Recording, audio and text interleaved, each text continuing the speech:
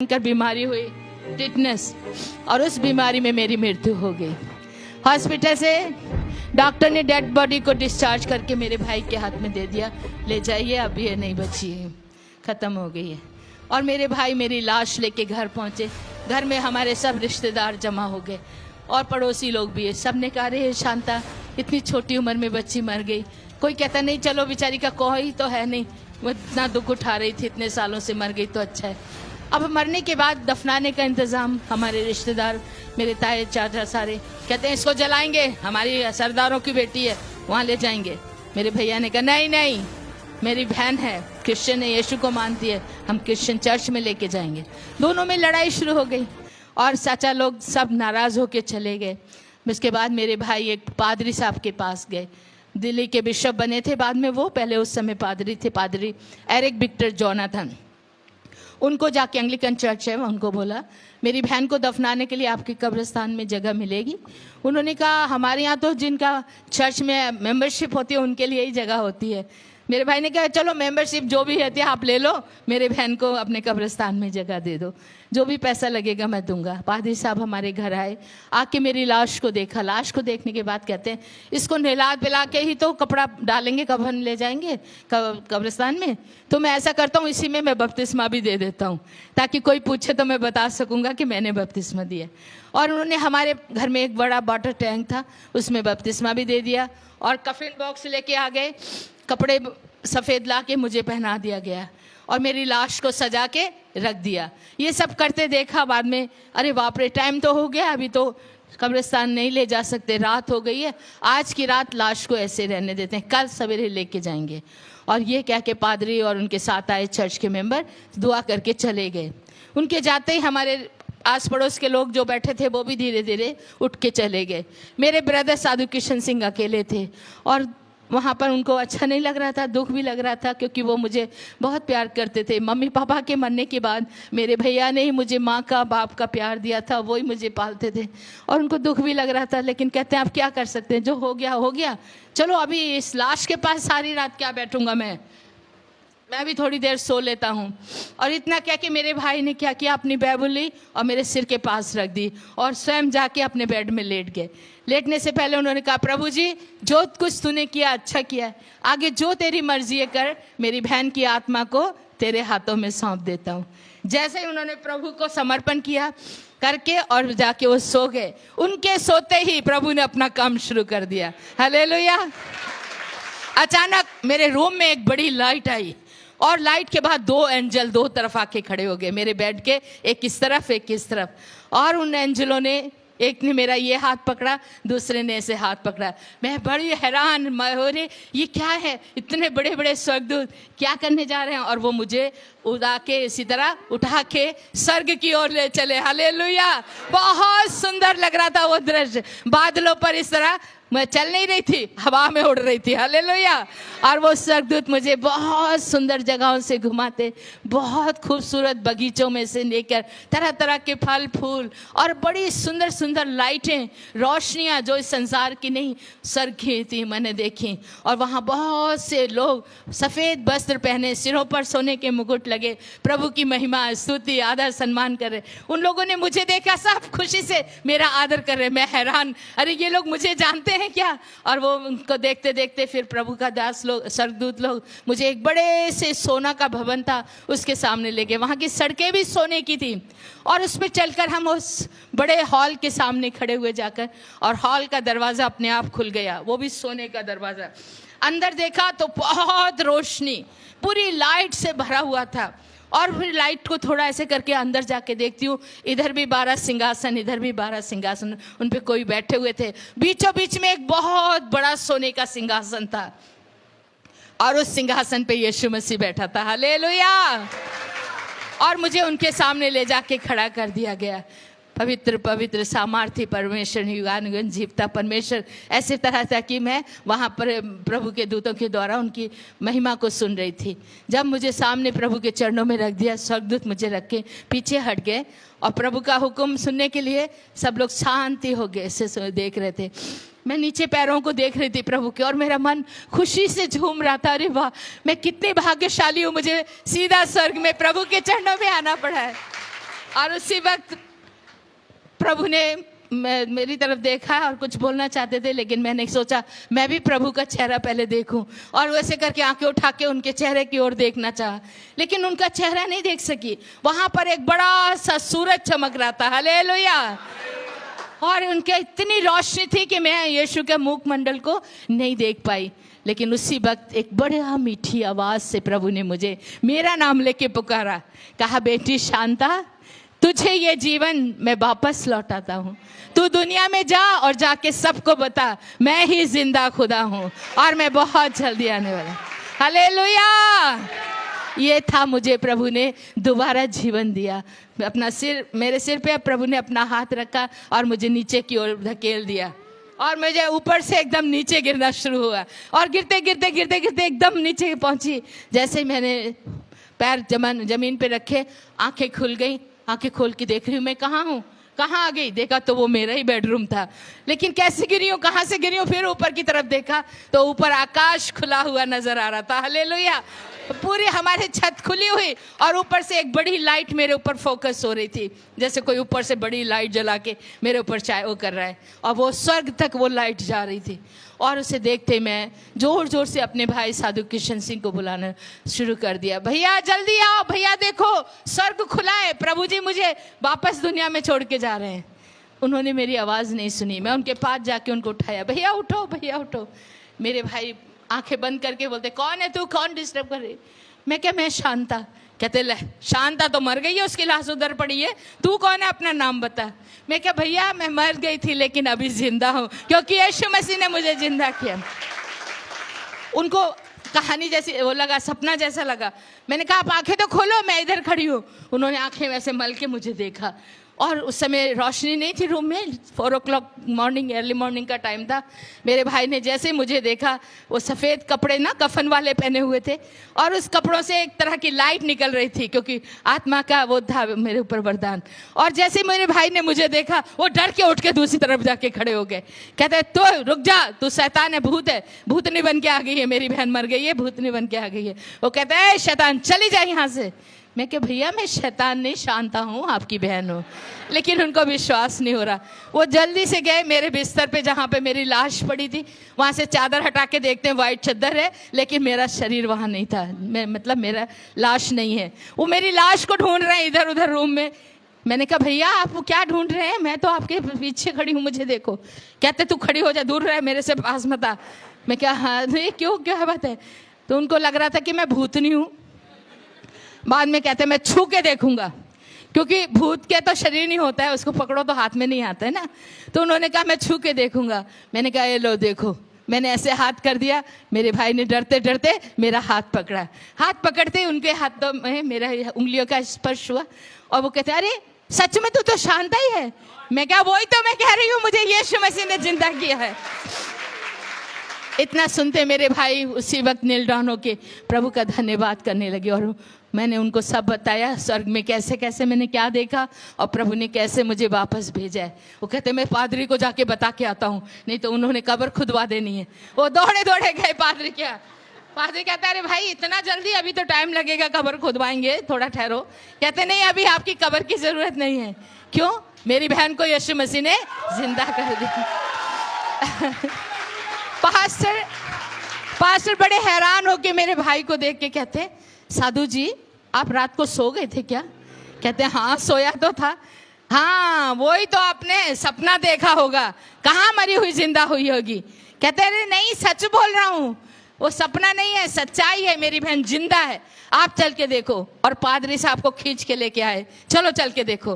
Pastor ने आके मुझे खड़े देखा, आंखें खुली की खुली रही। कहते अरे ये शांता कल लाश पड़ी थी, आज खड़ी हुई है, हालेलुया। और मैंने कहा पास्टर जी प्रभु ने मुझे भी जीवन दिया है। ओ बड़े खुश हो गए। कहते हैं इस बाइबल से मैंने हजारों बार प्रचार किया। 4 दिन का मरा हुआ लाजर यीशु मसीह ने जिंदा किया, जारस की बेटी को यीशु ने जिंदा किया, और विधवा के बेटे को। वो यीशु कल और आज हमेशा हमेशा एक जैसा है। जो 2000 साल उसने पहले काम किए, क्या वो आज नहीं कर सकते। हालेलुया, वो आज भी कर रहा है और भी करता रहेगा। वो युगानी युग एक सा है ईश्वर। हालेलुया। उसी दिन मैंने सबके सामने गवाही दी। पादरी ने निकल के लोगों को बुला लिया, ए लोगों सुनो, कल जो बच्ची मर गई थी ना इस घर में, वो जिंदा हो गई है।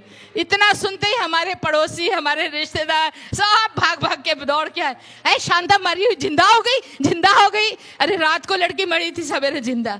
और सब ने आके मुझे देखा।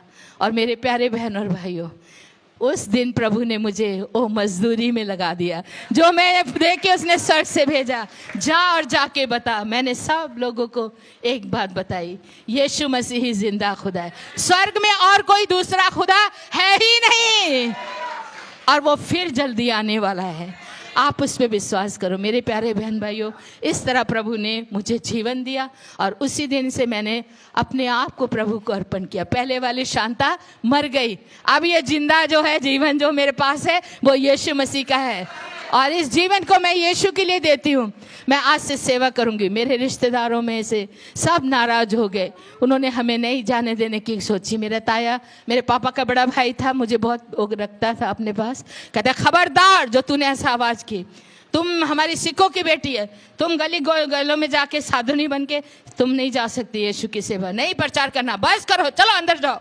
वहाँ इतने लोग सुन रहे थे, बाबा कर रहे थे यीशु की, सबको भगा दिया और हमें मारते हुए अंदर ले गए। मुझे भी, मेरे भाई को भी बहुत मारा पीटा, रूम में बंद करके गालियाँ दे के कहते तुम्हें नहीं निकलने देंगे। देखो इतना बड़ा चमत्कार देखने के बाद भी उनका मन इतना कठोर पत्थर था, और उन्होंने मारना शुरू किया। कहते इन दोनों बहन भाइयों को आज ही मार डालो। पहले तो भाई साधु बना था, उससे पहले इसका मामा भी साधु, हमारे सरदारों को बदनामी देते हैं, इनको नहीं रहने देना। मारने की उन्होंने योजना बना ली। रात के 2 बजे 2 गुंडे आ गए और खिड़की में बाहर खड़े हुए, दरवाजे को ताला था, हम कहीं भाग नहीं सकते थे। गोलियां सीधी हमारे सामने करके बंदूकें, कहते हैं सीधे हो जाओ, हम तुम्हें मारने लगे हैं, अगर आज भी तुम यीशु को छोड़ दोगे तो तुम्हें छोड़ दिया जाएगा। हमने कहा नहीं, हम अपने यीशु को नहीं छोड़ेंगे। तो ठीक है बुला लो उसको, वो बचाएगा, तुम्हें देखेंगे। हमने कहा हमारे यीशु को बुलाना नहीं पड़ता है, हमारा प्रभु हमेशा हमारे साथ रहे, वो अपना काम करेगा, हम अपना काम करेंगे। हम अपने प्रभु के लिए कुर्बान होने को तैयार हैं, मर जाएंगे लेकिन प्रभु को नहीं छोड़ेंगे। अब वो गोली मारने लगे। मेरे प्यारे बहन भाइयों, आंखें बंद करके हमने प्रभु से एक ही कहा, प्रभु हमारी आत्मा को स्वीकार कर। मुझे बहुत खुशी हो रही थी, अरे मरने के बाद तो कितनी सुंदर जगह देख के आई हूँ, वहीं जाना है, चलो जल्दी करो जल्दी करो।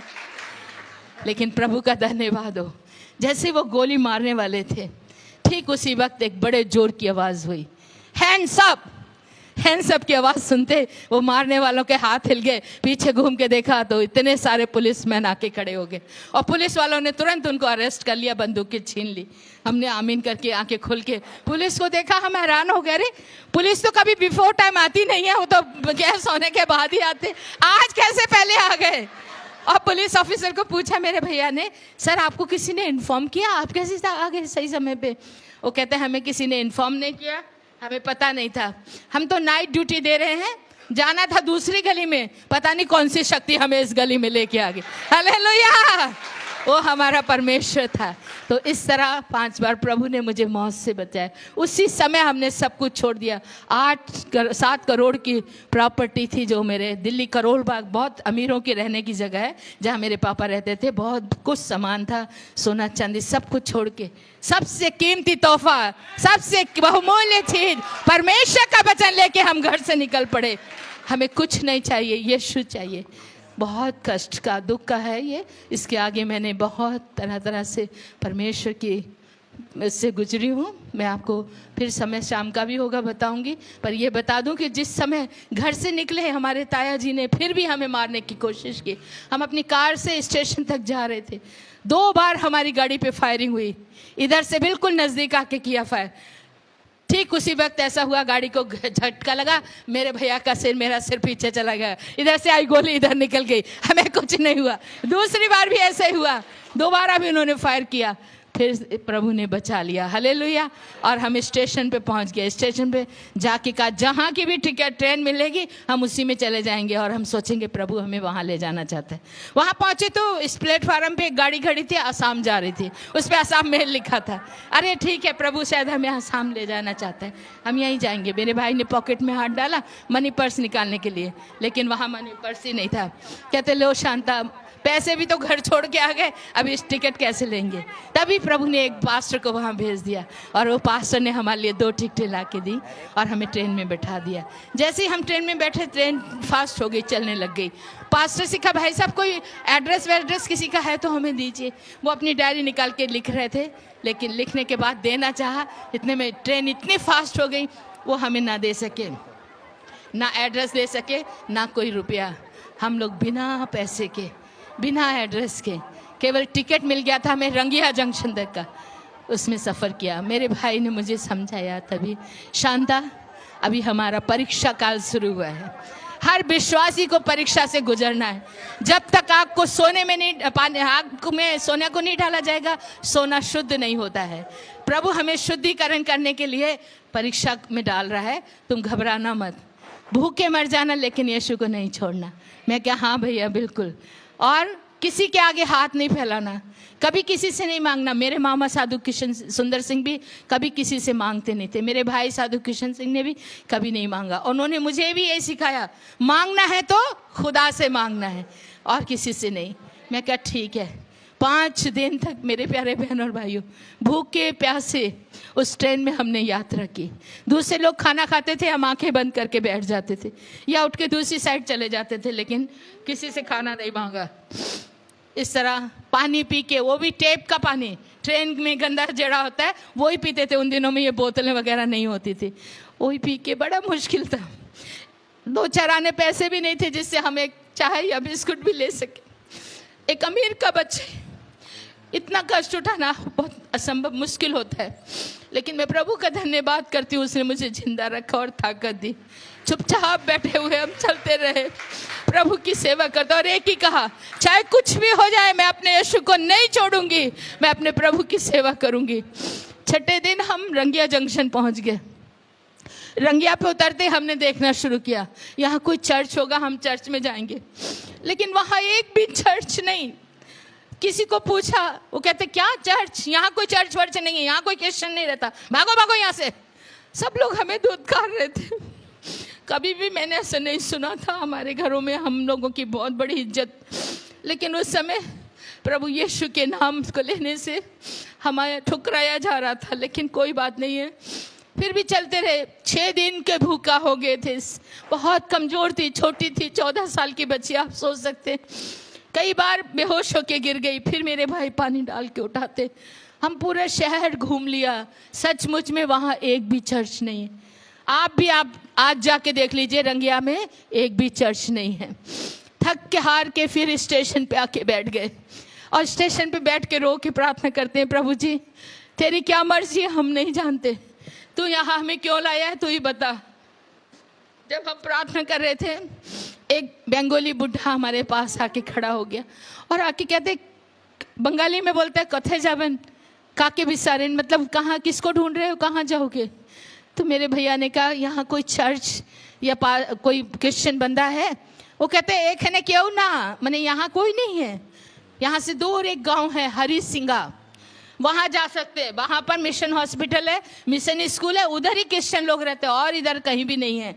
जैसे सुना मेरे भाई को, मुझे अच्छा लगा, ठीक है बड़ी बढ़िया बात है। कैसे जाते हैं? वो कहते हैं वो सामने टैक्सी खड़ी है, बस खड़ी है, वहाँ जाओ, वहाँ से सीधा बस लेके जाएगा। लेकिन बस में जाने के लिए हमारे पास पैसे नहीं है। मेरे भाई ने उनको कहा, भैया कोई पैदल चल के जाने वाला शॉर्टकट है तो बताओ।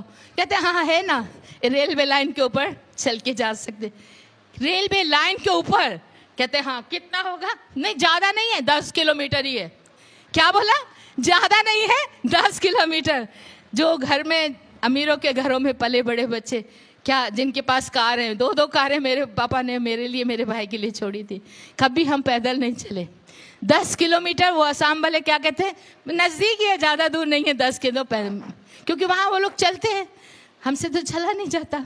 मेरे भाई ने मुझे कहा, चलो शांता हम जाएंगे।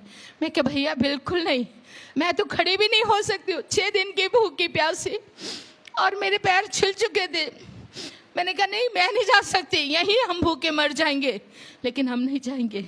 मेरे भाई ने कहा, हमारा यीशु जिंदा खुदा है, वो भूखे मरने नहीं देता है। शेर के बच्चे तो भूखे मर जाएंगे, लेकिन प्रभु अपने बच्चों को भूखे मरने नहीं देता। हालेलुया। और कहते आओ हम तेरे लिए प्रार्थना करेंगे। मेरे भाई ने मुझे खड़ा करके मेरे सिर पे हाथ रख के मेरे लिए प्रार्थना की, ऐ पिता मेरी बहन को शक्ति दे, ये कमजोर है, बच्ची है, ताकत दे कि हम उस गांव तक जाएं और तेरे लोगों से मिलकर तेरी महिमा कर सकें। जैसे प्रार्थना हुई उसी वक्त आत्मा का अभिषेक उतरा, हालेलुया, और मैं उछलने लगी, एकदम मैं खड़ी हो गई। मैं क्या, हाँ भैया अभी ठीक हूँ, चलो चलती हूँ, और चलना शुरू कर दिया। और कहाँ, वही रेलवे लाइन के ऊपर बड़े बड़े पत्थरों पर चल के, कांटे और बिच्छू भरे रास्तों पर, बहुत मुश्किल था।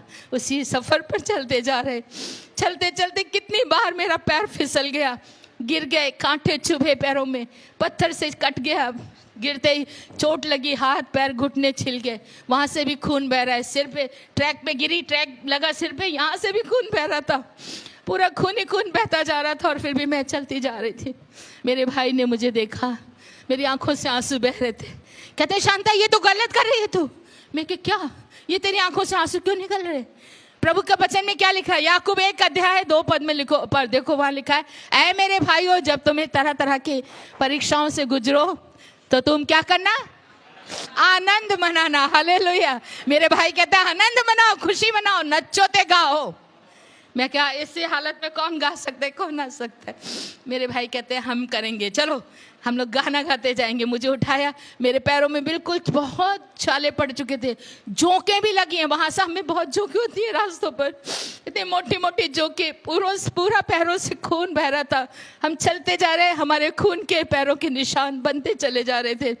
साधु सुंदर सिंह मेरे मामा जी जब लद्दाख तिब्बत में गए थे, बर्फ के ऊपर उनके खूनों के पैरों के निशान, तो उनको ब्लीडिंग फीट अपोस्टल का नाम से जाना जाए। आज मैं और मेरे भाई कभी उसी रेलवे लाइन पर खून के निशान पड़े हुए हैं जहाँ से हम चल के गए। रात के 12 बजे जाके उस गांव में पहुँचे, बहुत मुश्किल था। पहुँचने के बाद एक घर को दरवाज़ा जाके खटखटा, भाई साहब दरवाज़ा खोलिए। बाहर क्रॉस का निशान था, इसलिए हमने सोचा एक जरूर क्रिश्चियन घर है। दरवाजे पे आवाज़ दी, नहीं खुला। फिर मैं चिल्लाई, aunty ji, mummy ji, please दरवाज़ा खोलो। फिर उनको ऐसा लगा रे कोई बच्ची की आवाज़ें खोलते हैं, नहीं तो आसाम में जल्दी कोई नहीं निकलता है, रात को सब डरते हैं, और कई आतंकवादी शक्तियाँ हैं वहाँ पर, अल्फा वगैरह, वो लोग रात को आते हैं, तो इसलिए मुश्किल था। मेरे भाई ने कहा भाई साहब दरवाज़ा खोलो। जैसे ही मेरी आवाज़ गई तो उन्होंने दरवाज़ा खोला, और दरवाज़ा खोल के वो दोनों हस्बैंड वाइफ दरवाजे में आ गए। आते ही कहते हैं कौन है आप, कहाँ से आए हैं? मेरे भाई ने कहा मेरी बहन शांता, मैं साधु किशन सिंह, हम लोग साधु सुंदर सिंह के भांजा और भांजी हैं।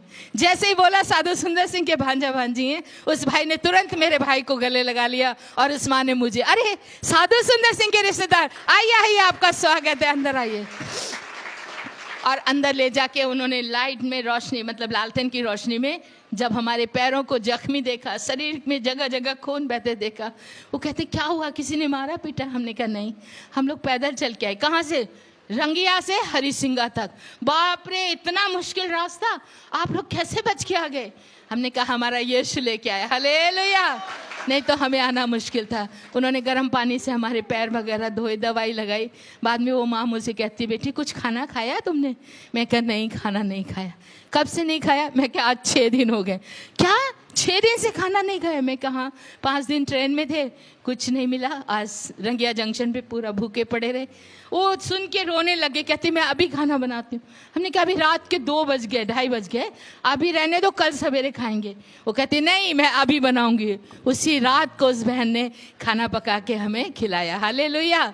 इस तरह वहाँ आसाम में हम पहुँचे, और प्रभु ने हमें वहाँ पर बहुत जगह जगह पर बड़े दुखों के बीच से निकाल कर वहाँ पर हमारी सेवकाई को बढ़ाया। अभी भी हम वहीं हैं, और वहाँ पर हमारे पास अभी प्रभु ने एक आश्रम दिया है। भाई राय जाके देख कर आए हैं, और यहाँ से और भी 2-3 लोग गए, हमारे आश्रम को देखा।